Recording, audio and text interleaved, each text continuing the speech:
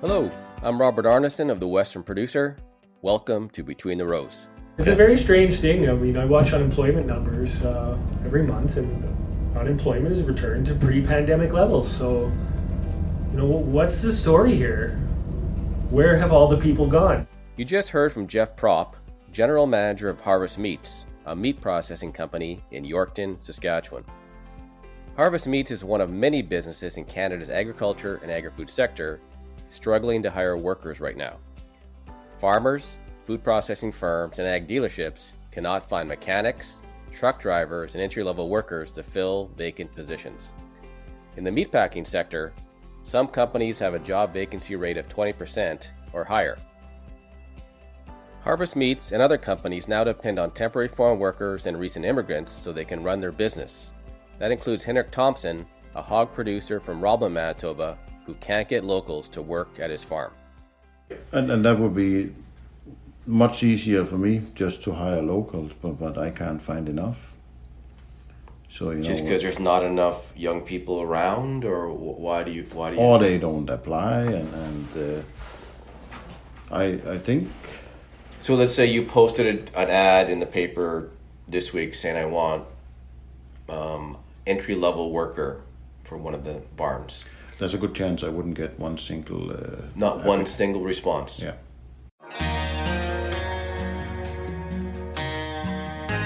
For some people in the ag sector, it's become obvious that rural Canada needs more immigrants to fill the available jobs. But most of Canada's new immigrants end up in Vancouver or Toronto, not in places like Nipawin, Saskatchewan or Russell, Manitoba. That's because the country's immigration system is biased against rural Canada, says our first guest, Janet Krayden, an agri-workforce expert with Mushrooms Canada. I spoke with Janet in early November from her office in Ottawa. But before we hear from Janet, here's a word from our sponsor. Part of being a farmer is being an accountant, and a mechanic, and a chemist. You have lots on the go. So FarmLink makes your grain marketing go further. We help you reach your financial goals with calculated sales decisions. No bias, just solutions and results. Plus, with our new app GrainFox, we bring every opportunity right to your fingertips. Literally. Start seeing the returns that'll get your family ahead. You've earned it. FarmLink. Your work is worth more. Get started at farmlinksolutions.ca. All right, here is my interview with Janet Krayden, an agri-workforce expert with Mushrooms Canada, who explained why so few immigrants wind up in rural Canada. Yeah, so people that come in not through the temporary foreign worker program, the new immigrant side, the refugee side, the economic side for the higher skilled, high wage, they're all being directed to go to the urban. That is what the immigration policy is doing. So for the new immigrant, Just to stop you. I mean, yeah. that the policy doesn't say that, but the policy is kind of skewed in that direction. Yeah, because of the point system of the express entry, and because of where the settlement agencies are set up for the new immigrants and the refugees. Okay. Both are urban centric. And that's for the new immigrants and refugees, that's where traditionally agriculture would get some traction and get some opportunities for recruitment. And there's no impetus from federal or provincial to help agriculture and agri-food and businesses like you're talking about connect with the new immigrants as they come in. And there's no impetus to have them go to those jobs because the settlement agencies, they're number one, they have federal funding attached to language training and other benefit programs, and they're all based in the urban area. So you have these settlement agencies getting millions from the immigration department, millions and millions, and there's no incentive or impetus for them to match them to jobs where the job shortages are in the rural. So let's go back to an example. So there's a job settlement agency in, let's say, Edmonton. Mm-hmm. There's nobody at that agency in Edmonton saying, hey, you just arrived from Afghanistan, just picking on Afghanistan here. You know what? There's something that you have some experience here working in agriculture in Afghanistan. You know what? There's actually a couple of jobs, or not a couple, many jobs available in rural parts of Alberta. Would you consider relocating to, say, let's say, Lethbridge? Or Lethbridge is obviously not a good example. It's a big place. But let's just say, a smaller town in Alberta. Yeah. Would you go there because there's jobs there? There's nobody at that settlement agency in Edmonton saying that. Exactly. It's not part of their policy. And so they're also, they don't query them. Like, they have a list of things like, what do you have experience in? And we'll try and help you find a job. But they don't say, do you have agriculture experience? What are the type of skills that you have? And then ask if they specifically have agriculture skills or experience. It's not part of what they're doing.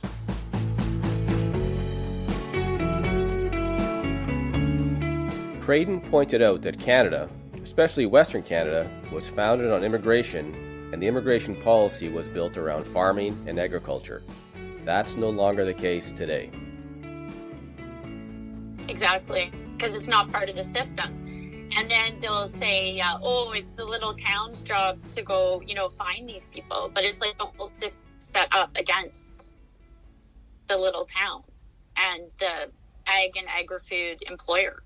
It's like it has to start from the beginning, like when they come in, that is part of the priority. Because in the beginning, Canada's immigration policy and agriculture were one in the same. Like, that is how Canada began and how the West opened up. But it's like something has happened where everything has become disconnected, and now agriculture is off to the side. It's not part of the main immigration policy, and like we're fighting to get in. And so like what we've done with the agri-food immigration pilot is like a beginning maybe where agriculture may become part of Canada's priorities in the future, but we're still fighting to get in there because it's not there yet, because the agri-food immigration pilot still doesn't have the right criteria to let the farm workers and the butchers stay. Like, it's like we're fighting to get them to understand the criteria that's needed for these rural jobs, which should be more based on experience and skills that we need in the rural. But these rural, some of these, just to interject here, some of these rural jobs are not all about somebody working at a meat plant or, working at some sort of like low-level factory type job. I mean, there are opportunities in rural Canada and the agri sector for the so knowledge. What they call the higher skilled, there's a red carpet out for them. And they'll be, if they chose to go to rural, again, there's no incentive, but if they chose to go to the rural, they could. And they can get into Canada a lot easier. Anybody with higher skilled, because they're basing it on college, university degrees. If you have a PhD, you're in. And that's the other stream. That's the economic stream. So that's not your new immigrant. That's not like your refugee stream. The economic stream is all based on higher skill. Again, where they're trying to find people that will fit in the urban center. So you have these new immigrant settlement agencies settling the new immigrants in the cities. potentially and without jobs. And then you have the economic stream point system based on merit, but it's the merit that you want to have an urban life, like with a university degree or a PhD. The higher education, like the faster tracks you're going to get into Canada. Right. So that person isn't going to want to go work at the meat plant. And also the new immigrant who maybe would work at the meat plant if they knew about it, or if there were some incentives, you know, they're probably not going to end up at the meat plant either. Okay. So like we're fighting both. So you got these two streams, both are going to the urban. All There's right. a fundamental disconnect of the immigration system where agriculture and agri-food are not a priority like the high tech.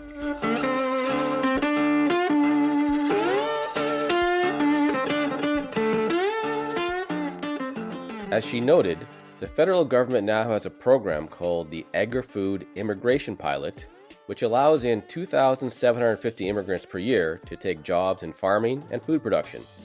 The program may be flawed, but it represents a real opportunity for Canada's ag industry. So in my mind, the Agri-Food Immigration Pilot is our toehold into the immigration strategy, that agriculture could once again become a priority of the immigration department. In spite of everything, the statistics, their settlement agencies not being, being urban, everything being urban centric, that is our toehold. And if we can get it fixed, then it's like we've won something new that makes us a priority that we've never had before for many, many years. Right. Since they've made, education the number one priority within the Express Entry program. Right. And so that's the thing. It's like, Canada has a merit-based system, and we're not saying that Canada shouldn't have a merit-based system. But it depends what the merits and the priorities are. And right now, it's not agriculture, unfortunately. So I'm gonna throw one more at you, then I'll let you go. So, yeah, I mean, the usual story of immigration, as far as I know it, in Canada is, okay, somebody came over here in the 1890s from the Ukraine or Eastern Europe, or somebody came here, whenever with pretty much nothing. And then they struggled in the first generation, and then the next generation did a little bit better. And then after that, maybe the next generation went to school and became a dentist or something. Or maybe they started a business and now they employ 500 people. Like, why aren't we saying, okay, well, yes, education's important, but what about the traditional immigrant family that comes here from the Philippines, and within 30 years, their children are like professionals who are contributing to Canada? Like, why are we taking such a short-term myopic approach, saying, well, we need these skilled workers now? We're also going to need skilled workers in 30 years who are like motivated, proud Canadians who want to be here. And so, yes, maybe this current generation of immigrants will not be doing those jobs, but maybe their kids will, right? Well, yeah, and not everybody needs to live in the city working in high tech. So that's the whole thing with the beauty of the temporary foreign worker program that has never been, we try to explain it within the industry, within the report, is that it acts as a placement agency for agriculture and agri-food to put people who are interested, because they're recruiting in countries where people have agriculture skills. They've worked on a farm. Maybe they owned a coffee farm. I hear that very often, like when I go to the mushroom farms. A lot of the mushroom farm supervisors are, oh, yes, I own my own coffee farm. I've come to Canada now. And they're interested in soil science. They're interested in agronomy. They're building new lives. And at the same time that they're learning our Canadian technology for agriculture. So And same thing with the butchers. They go and they want to find people with knife skills that have butcher certificates, that know everything about being a butcher. They go and find people. So that's why when they come over here, they stay for 10 years in the plant. We find they stay for 10 years on the farm, even after they're allowed to immigrate. It's like, these are not people that want to go work in the city and be a professor of poetry. They enjoy agriculture and agri-food, and that's who we're recruiting for. And then they're interested and they stay. Okay. But nobody understands that about the temporary foreign worker program. They think it's, it's the myth. It's low wages, and all these things. But the reality of how agriculture and agri-food uses it is for skills and experience and people interested in the work. Because that's when you will get retention, is when people want to stay because they like their jobs. And that's who they're finding through the temporary foreign worker program.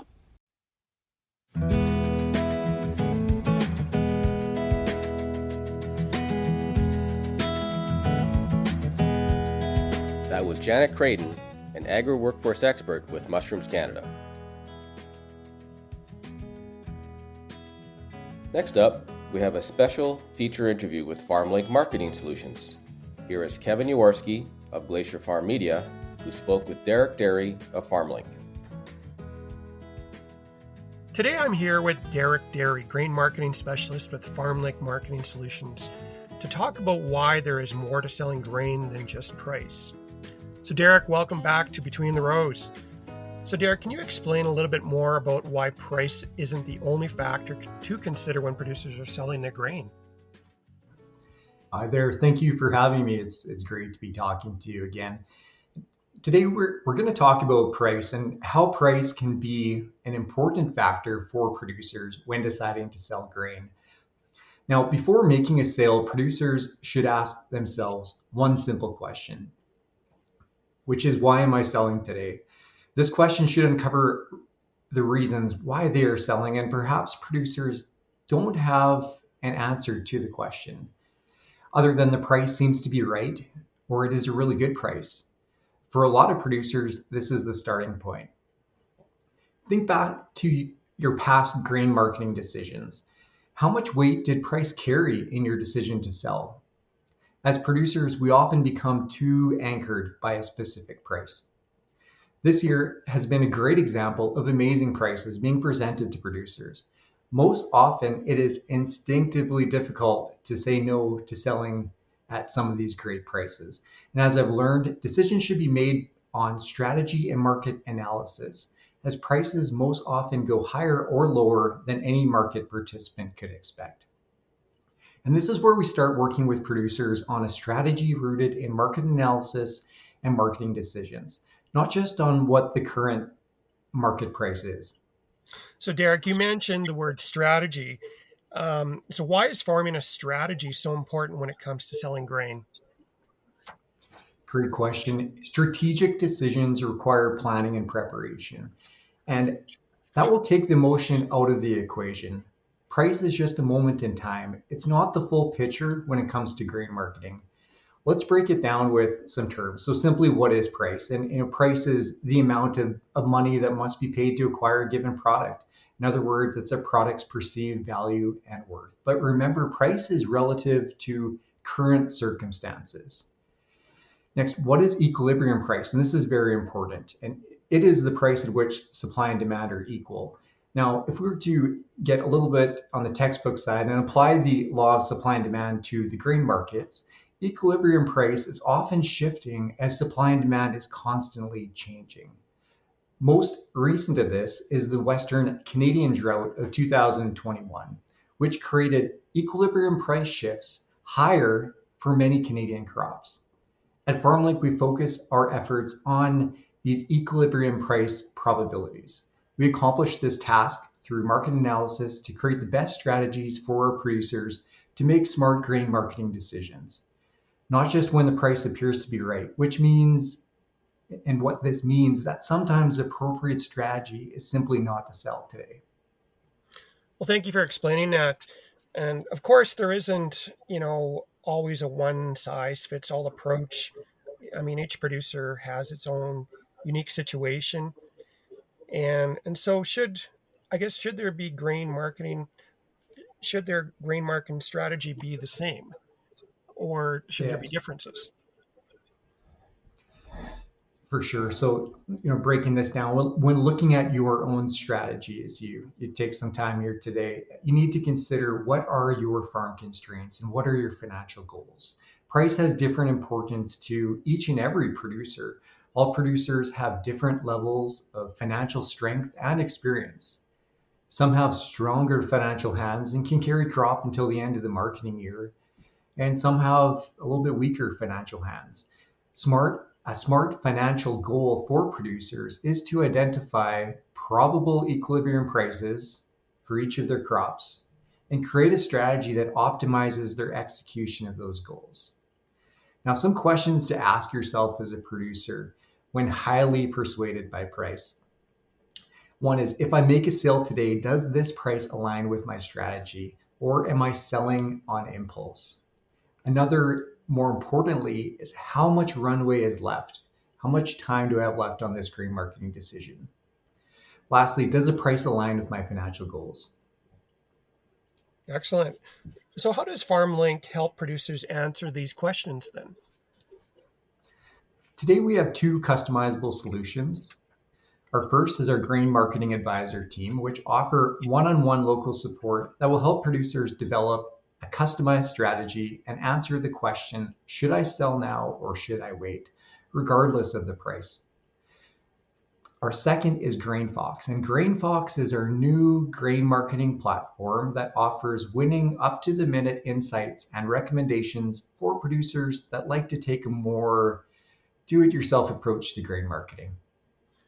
So Derek, if producers are looking to learn more about FarmLink and GrainFox, how can they go about doing that? So to start the conversation or try GrainFox for free, please visit our website at farmlinksolutions.ca. Well, thank you very much, Derek.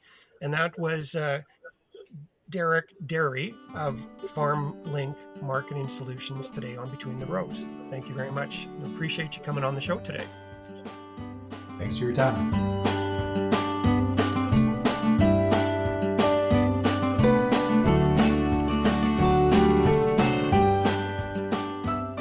Next up on the show, Johanne Ross has spent much of the last 20 years in schools and classrooms teaching kids about farming and career opportunities in agriculture. She is the Executive Director of Agriculture in the Classroom Canada, and in November, Ross was formally recognized for her efforts as she was inducted into the Canadian Agricultural Hall of Fame. I spoke to Ross a few days before the induction ceremony from her home in Minnedosa, Manitoba. Hey, Johanne, thanks for coming on Between the Rows. I appreciate it. Hey, Robert. Great to chat with you this morning. First off, congratulations on your induction into the Canadian Agricultural Hall of Fame. Oh, yeah, it's pretty incredible. I'm still overwhelmed with the news, but I'm very, very excited to celebrate with everybody coming up this weekend. Great. So just for our listeners to know, we're actually speaking prior to the Hall of Fame induction ceremony, which is happening on November 21st in Winnipeg. Is that correct? That's right. Okay, well, let's go back in time about 20 years. You started with Ag in the Classroom Manitoba in the year 2000. Why did you take the job? Oh, that is a great question, Robert. And at the time, actually, of course, it was 2 decades ago. We have three sons, and our boys were just starting into to their own school journey. And so I had been off work for a couple of years and was just looking to find something to get back into the industry with. And I'd been involved in working in crop protection and on the sales side of things. And I didn't really feel a good pull to go back to that kind of work. So I was really expanding and looking around at what was out there. And I saw this job ad for an organization called Agriculture in the Classroom. And I'd never heard of them. So I was really kind of piqued my interest to look into what they were. And as it turned out, of course, I found out that this was an organization that was trying to bring agriculture information to schools in Manitoba. And I just thought, wow, this sounds like something I would love, because actually, Robert, I had thought about becoming a teacher before I went into agriculture and took my degree, which I never regretted taking my ag degree. But I thought, hey, this is kind of a neat way to combine my other interest around education. And so it started out as a half-time position. And I was working 2.5 days a week with this organization that had been around since the 80s, but had really been run by a fantastic group of volunteers that were trying to get something going. And they had another staff person.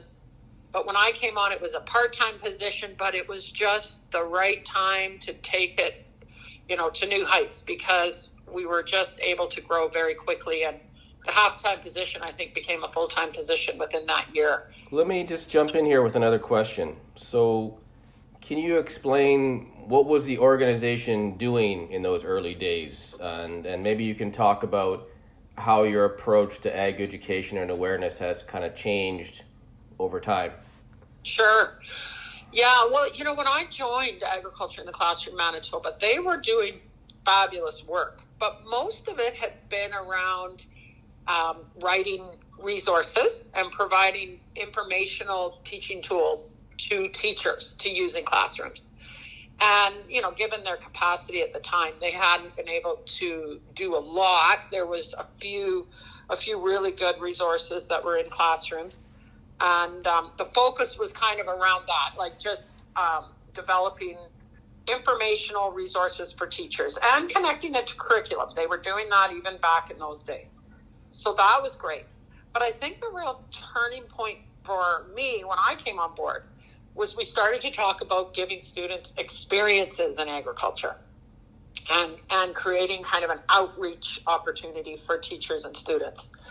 And I think that was the real turning point for the organization that really started to generate some momentum, because we were able to really engage with volunteers so that you could get industry people into classrooms talking about what they do and why they love it. And I mean, you've heard me say this a million times, Robert, that's like the foundation of our success, is telling the stories of the real people in agriculture.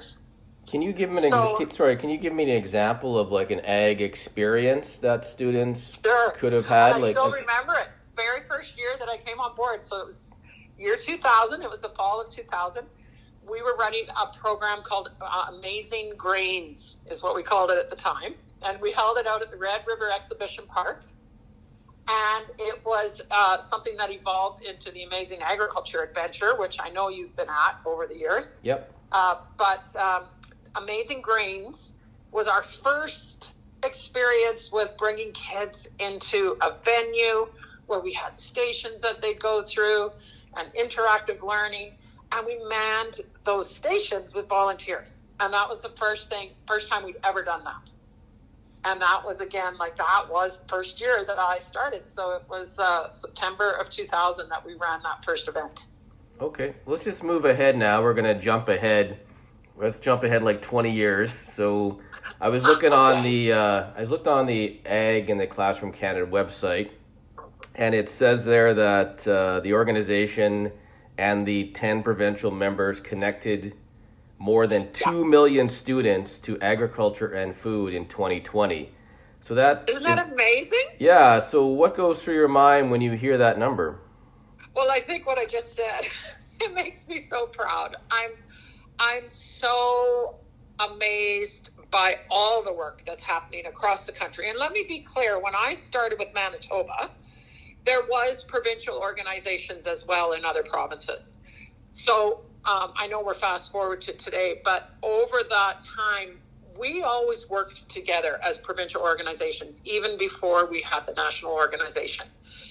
So there was a lot of fantastic work happening, and there were some provinces that were really taking the lead. British Columbia was an incredible leader in the space, and Saskatchewan and Manitoba were both leaders and helped other provinces get set up. So before we had the national, we were already working together. And now that we've had the national for 6 years, a national umbrella organization, it's really just brought us further together. And as you just mentioned, there's now 10 provincial organizations collectively working together. And to hear those numbers, over 2 million students we've given an agriculture experience to over the past school year, even during a pandemic, is really, it's inspirational. And I'm so proud to work with all of the members who are on the ground actually delivering into the classrooms. I don't get to do that anymore, so I miss it a little bit. Yeah, so just on that note, I'm guessing over the years that you've been in, dozens, if not hundreds of classrooms and held, dozens, if not hundreds of events with kids. What do you enjoy most about those events and those experiences? Well, those are the times where you just really feel, understand why you've gotten involved in this kind of work, because there's so many aspects to that sort of feeling of reward when you run those events. You see the students' eyes light up when they're making these connections, that they didn't even think about the food on their plate and how it actually got there. They don't, they're not often thinking much past the grocery store. So to see them really have that aha moment, or in an experiment type of venue where they're doing something scientific that relates back to their food, it's just so exciting to see the students really have those aha moments. And that's, young kids for sure, but also high school kids. And for them, it's about seeing their eyes kind of light up and start thinking about, wow, maybe there is a place for me in agriculture, given my interest, more than what I would have thought, because obviously most kids think if you want to be involved in agriculture, you have to be a farmer. And not every student has access to a farm to farm. So that's really, really great. But the other pieces are teachers, having amazing conversations with teachers, and so many teacher educator champions who see the importance of bringing agriculture to their classroom. But then there's those teachers who have really tough questions for us as well. And, that they want to have these conversations to understand more. And that is such a rewarding moment for anybody that works in ag education, because those tough questions are why we exist. We want to talk about our sector and tell the real story about everything. So that's a really important piece, is working with the teachers.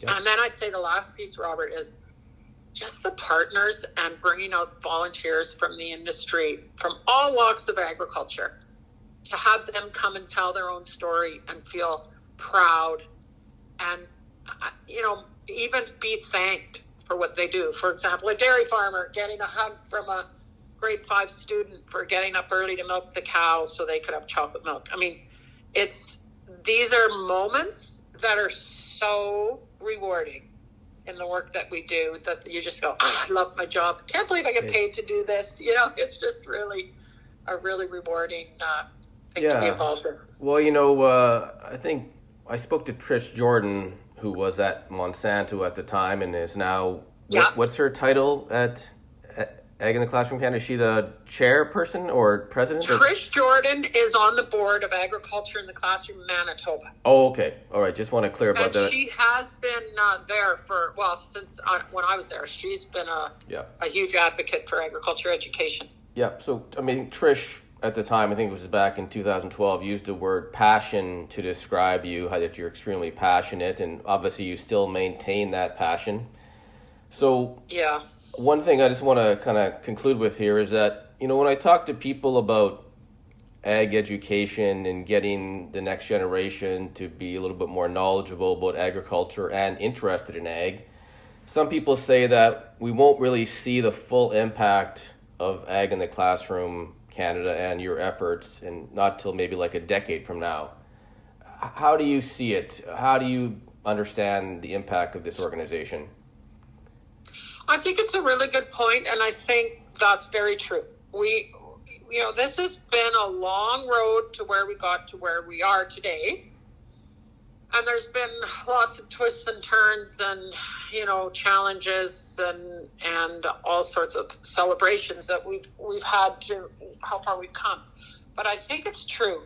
We're now at the point where we've built this impact framework to understand, okay, what is our long game? What is success? And so we spent a year actually building this out and talking to our partners, talking to teachers, talking to farmers, talking to as many stakeholders as we could to understand, okay, what is success and what is the long-term game here? And we built a framework that involves all sorts of pieces, but really what it's about, Robert, is graduating grade 12 students in Canada so that they're agriculture literate after that kindergarten to grade 12 journey. And so I do think it's going to take a while.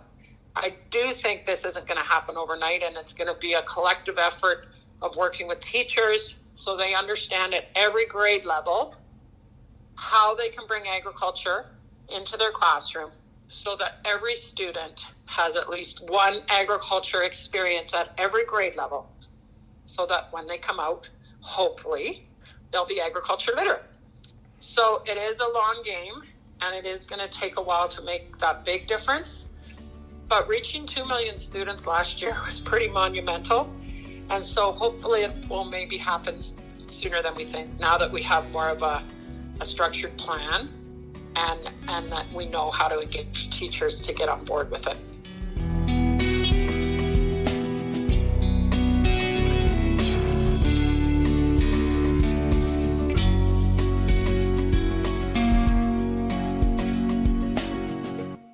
You've been listening to Johanne Ross, a new member of the Canadian Agricultural Hall of Fame and Executive Director of Agriculture in the Classroom Canada.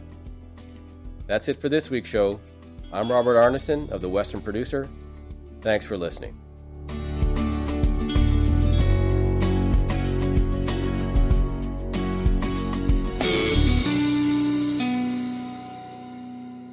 Part of being a farmer is being an accountant, and a mechanic, and a chemist. You have lots on the go. So FarmLink makes your grain marketing go further. We help you reach your financial goals with calculated sales decisions. No bias, just solutions and results. Plus, with our new app GrainFox, we bring every opportunity right to your fingertips. Literally. Start seeing the returns that'll get your family ahead. You've earned it. FarmLink. Your work is worth more. Get started at farmlinksolutions.ca.